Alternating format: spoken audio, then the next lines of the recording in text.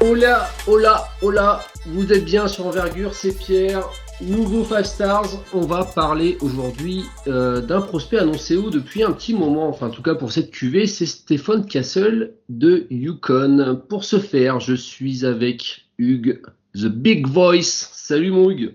Salut, on parle des champions Huskies. Exactement. Les Huskies. Et on a aussi notre ami Thomas. Salut Tom, comment ça va? Salut à tous, très bien comme d'habitude. Heureux de parler de Stéphane Cassel aujourd'hui. Exactement, Stephen Castle, le thème du jour. Bah Thomas, dis-nous qui est ce jeune homme? Alors Stéphane Cassel, né le 1er novembre 2004, donc maintenant 19 ans après, il fait 1m98 pour 98 kilos. Donc on a un beau bébé, 2m6 d'envergure également pour placer un peu le bonhomme.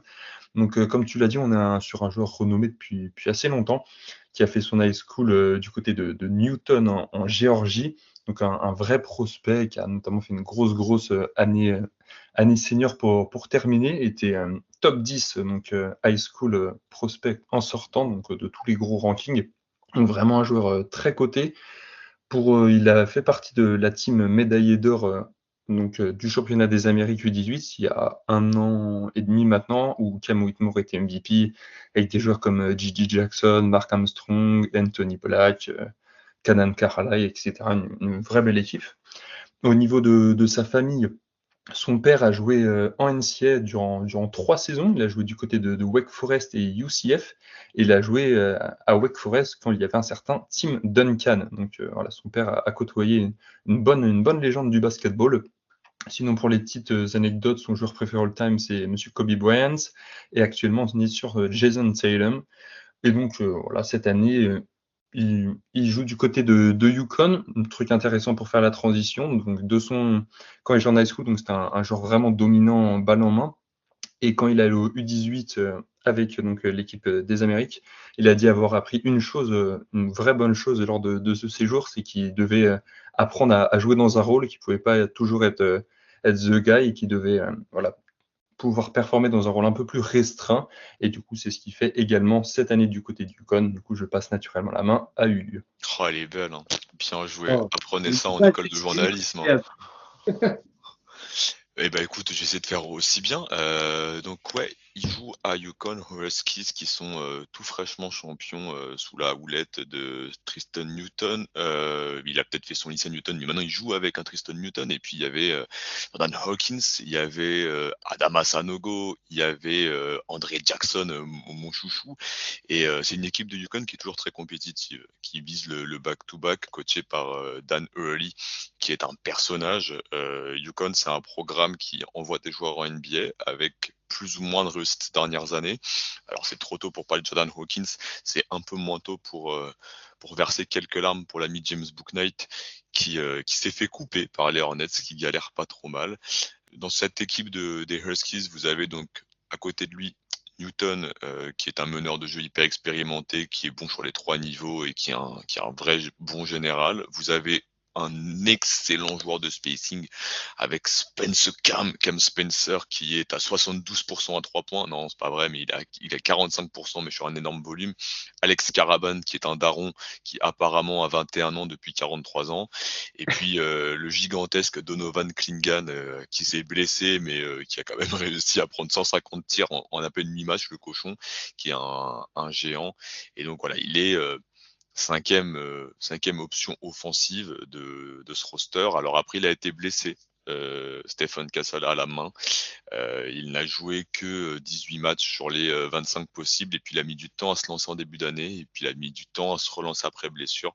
Et puis là, depuis 5-10 matchs, ça va un petit peu mieux dans cette équipe où il joue beaucoup balle en main, c'est lui qui remonte la balle, c'est lui qui va mettre en place les premières intentions, les premiers systèmes avec beaucoup de mouvements loin du ballon, et c'est pas forcément lui qui a la finition, parce qu'on l'a dit, des joueurs expérimentés et des vrais shooters. Mais il reprend un peu le rôle, si vous avez regardé Yukon, et je finirai là-dessus, d'André Jackson l'an dernier. C'est un peu le profil de jeu similaire dans le rôle, et aussi dans les qualités arrière, ailier, bon passeur, bon athlète, excellent défenseur, mais avec un shoot en devenir, si on veut être positif.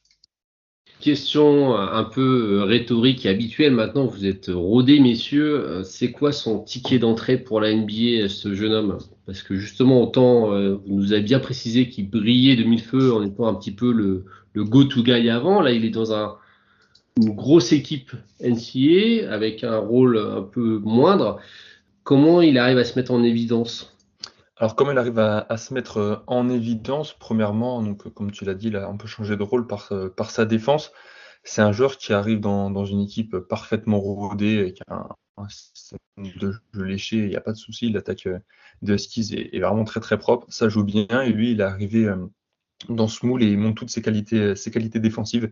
Et c'est grâce à ça qu'il arrive, et c'est assez remarquable d'ailleurs, vu qu'il a beaucoup struggle cette année, notamment au début de saison avec son tir extérieur. Et, bon, il était défendu un peu comme André Jackson l'an dernier, et André Jackson était vraiment un non-shooter absolu, donc c'était vraiment compliqué de voir le comparo avec ce genre dominant balle en main qu'il était au lycée, donc la comparaison faisait, faisait un peu mal à regarder, mais il pèse vraiment principalement par sa défense cette année, et c'est grâce à ça qu'il a été positif et qu'il a pu jouer vraiment très rapidement. C'est un joueur qui, comme on l'a dit dès le début de cet épisode, a un vrai bon corps pour un joueur extérieur. Il fait 1m98, 95, 98 kg. Il a une bonne envergure également. Donc c'est un joueur qui est déjà très tanké et qui arrive à défendre beaucoup de positions en NCAA. Il peut aller de 1 à aller un petit 4 en NCAA. Donc c'est vraiment très intéressant.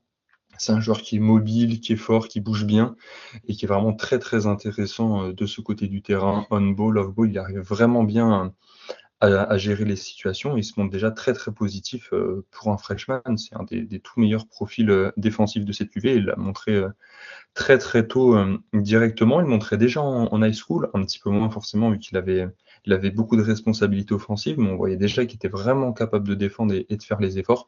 Et là, cette année, il a mis tout ça à contribution du fait aussi de ses responsabilités moindres, de fait qu'il struggle également offensivement. Il a mis beaucoup d'impact dans son hustle, dans sa défense, pour garder l'impact le plus positif possible et pouvoir jouer dans une équipe, dans une des meilleures équipes du pays, l'équipe qui est classée numéro 1 depuis 4 semaines, il me semble maintenant.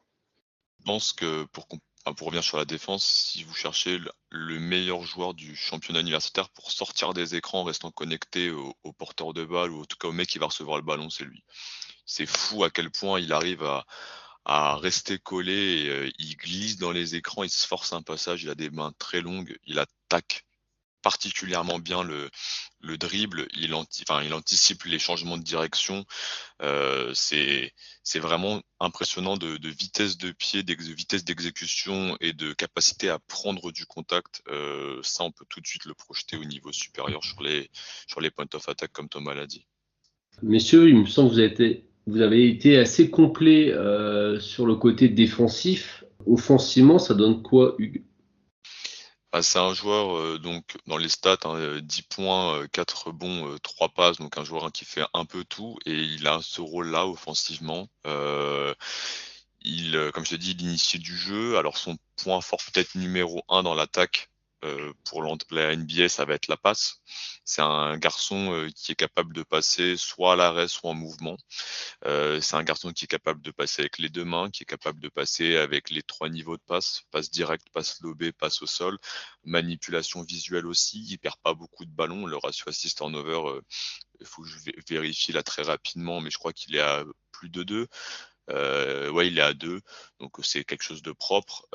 C'est un joueur qui a un peu de manipulation visuelle. Pour moi, c'est pas forcément un initiateur de jeu au niveau supérieur, mais plus par une question de dribble. Et puis, c'est un garçon qui s'ouvre des espaces par la passe et puis qui a de la patience, balle en main, qui est capable pendant son drive, de s'arrêter, de se stopper et après de reposer un pied, de finir au cercle ou bien de trouver un joueur qui cut. Donc voilà, c'est un garçon avec la tête sur les épaules, du sang-froid et qui peut fluidifier une offense. Et puis dans deuxième qualité, si on est sur du rôle un peu plus loin du ballon, ça va être la finition au panier parce que bel athlète, belle verticalité, bras long, quelqu'un qui peut faire tomber des fautes, qui a un free throw rate à 35%, je crois, donc ce qui est assez positif. Non, pardon, même à 47%, donc vraiment quelqu'un qui est doué pour faire tomber du contact, qui finit bien une fois en l'air, qui a plus de difficultés lorsqu'il faut réussir à aller jusqu'au cercle en prenant un choc, mais qui, une fois qu'il est dans les airs, a un bon body control et sait déposer le ballon sur la planche pour se protéger du protecteur de cercle. Est-ce qu'il laisse ce côté variété des finitions avec des petits teardrops, des scoop shots, des choses comme ça, ou ça reste des choses relativement classiques, plus classiques? C'est-à-dire, ce côté jeu intermédiaire un petit peu, est-ce qu'il a ça? Il a un flotteur qu'il utilise bien. Il a un flotteur qu'il est capable d'exécuter en partant sur son dribble main faible et repasser sur la main droite, sa main forte. Donc il y a un peu de variété et puis il a cette capacité à ralentir son rythme, à se stopper d'un seul coup et donc ça va lui ouvrir des espaces. Il est plus en difficulté quand ça va être sur du tir, du pull-up mi-distance, déjà parce qu'il va le refuser et parce qu'il est pas à l'aise cette année avec un volume très petit. Je sais que Thomas l'avait vu en high school et disait qu'il prenait beaucoup plus de tirs, notamment dans le mid-range. Là, cette année, quand on regarde les chiffres, on est à seulement 19% dans l'entre-deux de ces tirs qui sont pris et 30% de réussite. Donc c'est assez faible. Et même près du panier, on est à 61% de réussite au cercle, ce qui est correct, mais ce qui ne va pas être supérieur pour un joueur arrière drafté à cette position-là. Et en partie pour moi, parce qu'il y a beaucoup de lay-up qu'il essaie de se créer lui-même et en fait il prend un contact, il recule et donc derrière la finition elle est déséquilibrée. Alors que là quand il est sur un rôle de finisseur pur, sur du cut, bien plus intéressant et bien plus d'efficacité. Au niveau du tir, justement, on va en parler parce qu'on sait ô combien c'est important maintenant, surtout pour les joueurs extérieurs. 31%, tu l'as dit, à 3 points, 71, je crois, au lancer franc. C'est pas des chiffres très rassurants pour un extérieur. Comment on se dit, bah, ça reste quand même un prospect de premier tour? On peut le penser car déjà niveau historique, là il joue dans un contexte particulier à UConn. Déjà il a commencé la saison blessé, c'est dur pour lui de montrer potentiellement tout son arsenal offensif. En high school, c'était un joueur beaucoup plus décisif, balle en main. C'est un joueur qui portait énormément la balle, qui allait au cercle. Il était sous contrôle, il dominait physiquement, donc il pouvait aller au cercle avec une bonne facilité. Il a un handle encore assez brut, il manque de wiggle, il manque un peu de jus pour vraiment aller au cercle maintenant au plus haut niveau avec grande facilité, mais il a cette domination physique intéressante, mais il était vraiment très à l'aise pour créer à mi-distance. À 3 points, ça pouvait être un peu plus compliqué, mais il y arrivait quand même. La mécanique n'était pas folle, il manquait un peu de fluidité, il n'était pas très bon déjà au lancer franc. 72 pour être honnête, le voir à 72% cette année, je trouve ça assez correct et positif au vu du shooter qu'il était en high school. Moi, ça va être une question de confiance aussi. On le sent un peu. Cette année, il prend les shoots à reculons. On le sent vraiment pas en confiance pour prendre les tirs. Il refuse énormément de tirs à 3 points. Il prend beaucoup de temps pour les prendre. Et du coup, ça fait qu'il est vraiment pas défendu. Comme je l'ai dit tout à l'heure, il est défendu comme André Jackson l'an dernier sur énormément de possessions. Là, on passe under tous les screens. Donc, c'est vraiment compliqué pour lui cette année pour créer du jeu. Ça, c'est aussi une question de contexte. Il ne peut pas vraiment se remettre en rythme, balle en main pour retrouver ses sensations. Si vous voulez le voir, je repense à ça. Si vous voulez le voir, j'ai envie de dire Prime Stephen Castle, match disponible sur YouTube contre Duncanville de Ron Holland. Il met 8 ou 9 3 points. On est sur un classique du genre des hipsters du basketball. Donc, match à aller voir pour tous nos éditeurs. Donc, non, moi, j'ai envie de voir retrouver j'ai envie de le voir retrouver sa confiance. C'est un joueur talentueux offensivement. Moi, la question que je vais me poser et que je peux vous poser également, c'est comment on pourrait espérer pourquoi on lui donnerait la balle offensivement en fait. C'est pas un passeur supérieur, c'est pas un shotmaker supérieur. Il est bon pour aller au cercle, mais c'est pas non plus exceptionnel pour aller sur un niveau NBA. Et le problème, c'est qu'off-ball actuellement, il n'est pas très viable. On peut en parler sur du cut, mais il space pas vraiment le terrain actuellement. Et le shoot est encore en construction. Donc, moi, c'est pour ça qu'il a vraiment baissé dans mon board dernièrement, car j'ai un peu du mal à lui trouver un rôle clair et défini offensivement et dans sa projection.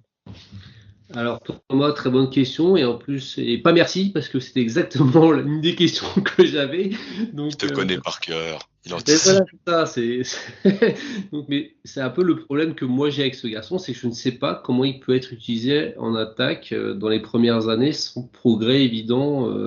Et même, comme disait Hugues, c'est pas non plus un ball handler supérieur non plus. Donc, comment un joueur qui est, enfin, on sait très bien que c'est un univers de spécialistes un petit peu la NBA, et j'ai l'impression que lui, offensivement, en spécialité, j'ai envie de dire, il n'y a pas grand-chose en fait. Hugues, qu'est-ce qu'on pense toi? Moi, Comment tu peux imaginer qu'il soit utilisé? je suis assez d'accord avec vous. Malheureusement, il y a pas mal d'antécédents dans le jeu de la comparaison. Moi, il y en a une qui me colle à la peau, je suis désolé, hein, c'est Troy Brown Jr., qui à Oregon a le même rôle, qui a les mêmes chiffres, qui a les mêmes mensurations et qui joue un peu meneur de jeu quand il est à Washington dans les années sombres. Et c'est pas trop mal, mais c'est pas suffisant. Et en plus, ce qui va me poser difficulté, c'est que les tirs qu'il prend à 3 points, là où il est le plus à l'aise, c'est quand il a la balle en main, c'est quand il est en mouvement. Donc c'est même pas du catch and shoot, ce qu'on va beaucoup lui demander. Donc sa projection au niveau supérieur, elle est complexe.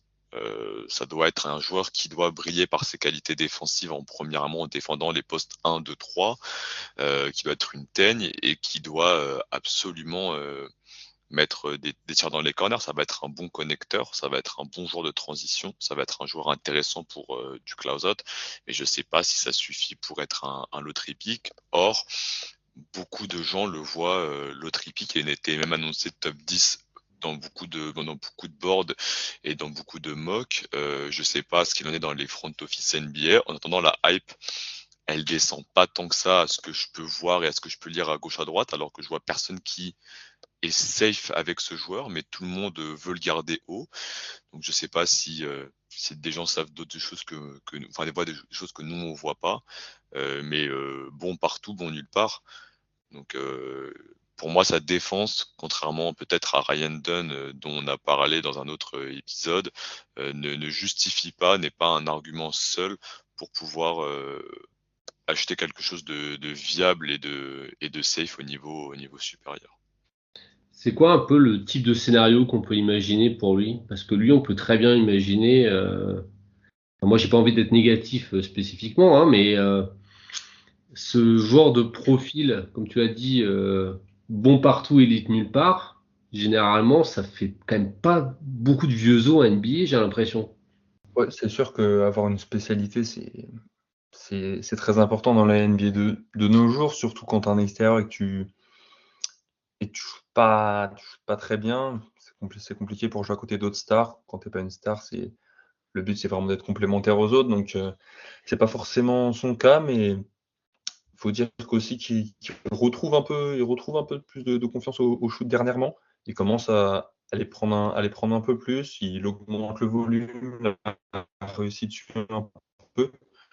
Donc à voir comment il va finir la saison. Il sort de ses meilleurs matchs cette année, ces dernières semaines. Donc ça va être intéressant de voir le dernier tiers de saison pour UConn. UConn qui vise le titre. Donc il va avoir une grosse plateforme pour montrer ses progrès au fur et à mesure de la saison.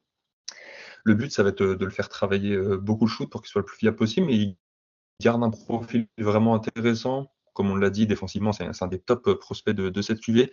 Il est vraiment intéressant pour faciliter le jeu. Il peut peser pour aller chercher au cercle. Il a quand même une qualité de shotmaking, pour moi, non négligeable, notamment à mi-distance. Son meilleur match que j'ai vu dernièrement, pour moi, c'est contre St. John's, il y a une dizaine de jours, où c'est le match où je l'ai senti le plus proche du joueur qu'il était en high school. Il prenait la balle, il sortait un petit peu d'écran à mi-distance et il allait dégainer. Je l'ai trouvé vraiment de retour un peu à l'aise et en confiance, donc c'était vraiment positif. Pour moi, c'est le match que j'ai préféré de lui dernièrement.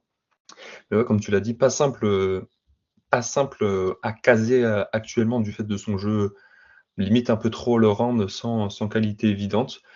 Donc va falloir être un peu imaginatif, va falloir qu'il progresse, va falloir lui laisser le temps tout simplement de réussir à développer ses skills, soit pour réussir à être plus viable off the ball, ou soit pour potentiellement lui donner la balle. Moi, je pense que c'est un joueur qu'on espère quand même voir un peu plus balle en main dans le futur. C'est comme ça qu'il était au lycée, c'est ça qui a fait la renommée, entre guillemets, de ce prospect. Donc pour moi, il y a encore un vrai potentiel de ball handler à creuser. Moi, ça je l'achète D'ailleurs, pas. je te coupe, Hugues, désolé, mais Vas-y. c'est une question que j'ai pas encore posée. Qu'est-ce que, à sa place, vous travaillez en premier? Est-ce que c'est vraiment le tir du coup, ou peut-être que justement le handle pour justement être encore plus dans la création ou autre chose vous paraît plus intéressant en vue d'une carrière NBA? Ah, moi, je vais sur le tir, hein. Je vais sur le tir parce qu'en plus, le handle, alors ça, c'est mon avis, mais c'est le truc le plus difficile à bosser. Et le niveau NBA est tel que soit t'es déjà un joueur qui a un handle fiable au niveau universitaire, soit tu ne pourras jamais être un bon handler NBA. Les Keldon Johnson, les Lonnie Walker, les Troy Brown Jr., tous ces gars-là qui étaient des handlers corrects au niveau universitaire, ils viennent des Suyandi en NBA. Donc moi, je veux qu'ils deviennent un top Suyandi NBA dans une QV. Alors oui, le profil est pas forcément le plus comment dire, le plus safe. Maintenant, moi je trouve que la mécanique de tir, on n'a pas trop parlé, elle est assez fluide, les mains elles sont prêtes, ça peut dégainer loin quand il dégaine, et c'est une QV, on va chercher des role players, et c'est une QV où la majorité des franchises, elles ont déjà leur four ball handler, leur star qui porte la balle, même dans les équipes de loterie, début de loterie ou fin de loterie. Donc lui, dans ce registre de dire vas-y, je vais protéger la star, je vais remonter la balle, je vais mettre en place et je vais fluidifier le jeu. Et en plus de ça, de l'autre côté, je vais être une horreur pour les arrières qui portent le ballon. Ça peut se faire. Donc je pense que tu me posais la question high risk, high reward pour Ryan Dunn dans un autre épisode.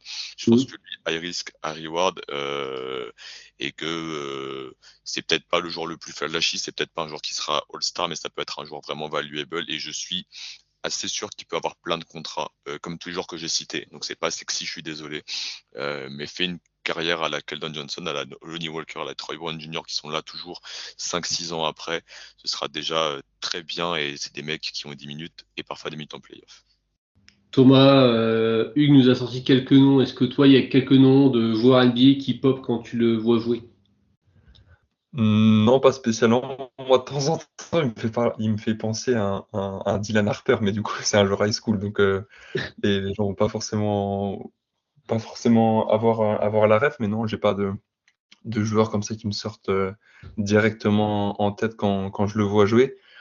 Donc pas de comparaison de mon côté. Sinon, je rejoins un peu ce qu'a dit Hugues précédemment quand je parlais de Von Lehner. Moi, je le vois vraiment intéressant dans un rôle de facilitateur de jeu qui va pouvoir faire voilà, cette option 3, un peu balle en main, vraiment faciliter le jeu de son équipe, rendre la tâche plus facile à son ball handler principal, du fait de ses vraies belles qualités de facilitation de jeu et de son passé de vrai porteur de balle dominant en high school. Donc, je pense que c'est un joueur qui peut vraiment être intéressant, mais il y a des vrais doutes forcément sur ses skills globales et sur son manque de shoot, même si je pense qu'il peut mieux shooter que ça et qu'il en a un peu plus sur la ceinture qu'on en voit actuellement.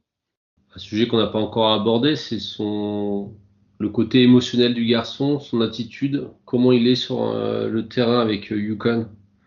Est-ce que c'est quelqu'un d'expansif, d'expressif, qui monte un certain leadership ou pas? Ouais, alors bon, comme c'est une équipe, comment dire, très organisée avec beaucoup de vétérans, lui, il montre quand même pas mal de maturité là-dessus, je trouve. Il a aucun problème à ce que les autres scorent, il va tout le temps relever les copains. Il a toujours des missions ingrates défensivement et il fait le taf. Quand il était blessé, il était toujours là en train d'encourager. Il est revenu en sortant un petit peu du banc sur 2-3 matchs, pas de souci. Donc j'ai un joueur qui est peut-être trop parfait pour pour une mentalité de star, et puis il peut quand même être expressif, il célèbre, il fait des kill plays, donc il y a un côté quand même, je vois qu'il est investi et il care ce qui se passe sur le terrain, et il peut prendre des gros tirs aussi, sur des fins de possession. Autant il hésite à tirer à 3 points, autant quand il reste 3-4 secondes et qu'il est 3 mètres derrière la ligne, bah, il prend un shoot, et là il n'hésite pas. Et en plus il a droit sur ces situations-là. Donc il y a des bons signes, et je pense qu'on peut avoir un vrai mec dans le progrès sur le tir. Donc on a bien compris, Hugues, que tu crois, toi, quand même un peu à notre ami Stéphane Castle. Thomas, je suis moins sûr. Tu crois dans quelle mesure, toi? J'y crois dans quelle mesure? Si, j'y crois que, comme je l'ai dit, toujours difficile également d'effacer ce qu'on a vu avant. Moi, je trouve qu'il joue pas vraiment comme il joue en high school. J'aimais bien le joueur, j'aimais vraiment beaucoup en sortie d'high school. Je le voyais pas forcément comme un. Pas d'ailleurs, ça me fait penser. Il y a un petit article qui est déjà écrit depuis peut-être 6-7 mois sur Envergure, quand il avait fait une match-up face à Isaiah Collier, vu que les deux jouaient dans l'État de Géorgie. Donc, j'avais fait un petit scouting report sur son jeu donc en sortie d'high school. Donc ça peut être intéressant si vous voulez avoir un peu de lecture sur son cas.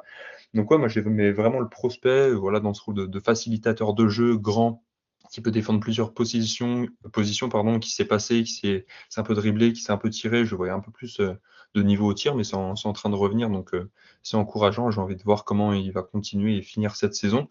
Donc c'est un joueur intéressant, manque de spécialisation, du coup il descend un peu dans mon board et cette année je l'ai vraiment trouvé, c'était vraiment compliqué de le voir jouer au début de saison, le voir être défendu à 3-4 mètres, c'était vraiment un peu douloureux à regarder. Du coup il a pas mal chuté chez moi, actuellement je suis plus sur une fin de top 20, donc à voir s'il a encore beaucoup de matchs, UConn devrait jouer encore beaucoup de matchs, donc il a encore beaucoup de temps pour essayer de remonter, mais pour moi c'est plus un prospect de deuxième partie de premier tour actuellement, mais avec une vraie possibilité de revenir s'il remonte un peu de son talent.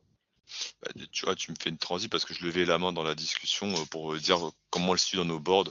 Actuellement, je suis en envergure, il est 17e, non, même plus bas que ça, excusez-moi, il est 15e. Il va du top 5 chez Mathias, qui l'aime beaucoup, donc il faudrait voir ce que Mathias en dit sur Twitter, n'hésitez pas à aller lui demander, le Hugo. Et il est c'est à 17e chez Manu, 23e chez moi, et puis toi tu l'as dans ton fin de premier tour aussi, donc voilà, on n'est pas les plus enthousiastes, les plus emballés, mais on y croit suffisamment pour mettre quand même dans le premier tour et avoir un prospect 5 stars. Est-ce qu'on a oublié quelque chose pour notre ami Stéphane qui n'est pas un Marbury? Pas mal. Il est très loin de Marbury, hein. Très très très loin de Marbury, ouais. Ceci dit, c'est le seul Stéphane que je connaisse autre, c'est Marbury, donc c'est pour ça que je l'ai dit. Je crois qu'on a fait le tour sur le prospect, enfin un des prospects de UConn, parce qu'on peut imaginer que d'autres joueurs se présentent à cette draft-là. Donc, oui. Il est probable qu'on en reparle de cette fac d'ici la fin de l'année. Messieurs, je vous remercie beaucoup. Chers auditeurs, à très vite. Comme d'habitude, prenez soin de vous et on reste en contact évidemment via Twitter, via les réseaux sociaux. N'hésitez pas à poser vos questions. On vous embrasse. Ciao, ciao, ciao. Bisous.